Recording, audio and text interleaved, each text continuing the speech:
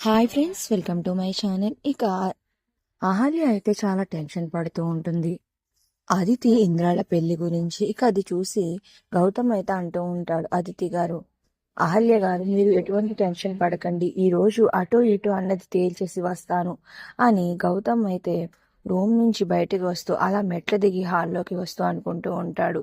ఈ రోజు అహల్యకి నిజం తెలిసిందా లేదా, తెలియకపోతే నేను నిజం చెప్పైనా సరే ఇంద్ర అదితిల పెళ్లి ఆపించేస్తాను, అవసరమైతే ఇంద్ర చనిపోయాడన్న నిజం కూడా నేను అదితికి చెప్తాను అని చాలా సీరియస్ గా బయటికి వెళ్తూ ఉంటాడు. ఇక అప్పుడే హాల్లో రాజుగారు కనిపించి, బాబు ఎక్కడికి వెళ్తున్నారు అని అయితే అడుగుతాడు. నేను బయటకు వెళ్తున్నాను అర్జెంట్ పని మీద అని గౌతమ్ చెప్తూ ఉంటాడు.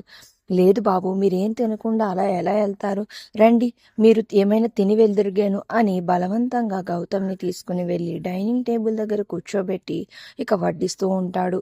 ఇక టెన్షన్ పడుతూ గౌతమ్ అయితే తింటూ ఉంటాడు.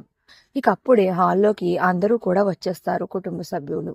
ఇక అప్పుడే అహల్య వస్తుంది. అహల్య వచ్చి, ఏంటి రాజుగారు, మీరు అసలే ఆయన చాలా టెన్షన్ గా ఉన్నాడు ఇంద్ర అదితిల పెళ్లి గురించి అని నోరు జారేస్తుంది. ఇక అది చూసి హాల్లో ఉన్న వాళ్ళందరూ షాకింగ్ గా చూస్తూ ఉంటే గౌతమ్ మాత్రం టెన్షన్ పడిపోయి, వాళ్ళ పెళ్లి గురించి నీకెందుకురా టెన్షన్ అని చాలా కోపంగా భానుమతి అంటూ ఉంటుంది. వాళ్ళ గురించి నీకు టెన్షన్ ఏంట్రా, వాళ్ళ పెళ్లి జరిగితే జరుగుతుంది, అదంతా నాకు అనవసరం, నాకు నా మునిమనవడి క్షేమం, నా కోడలి క్షేమం ముఖ్యం, నువ్వు ఎటువంటి టెన్షన్స్ పెట్టుకోవడానికి వీల్లేదు, నువ్వు నా కోడలిని నా మునిమనవుడిని జాగ్రత్తగా చూసుకో అని భానుమతి చాలా కోపంగా చెప్తూ ఉంటుంది.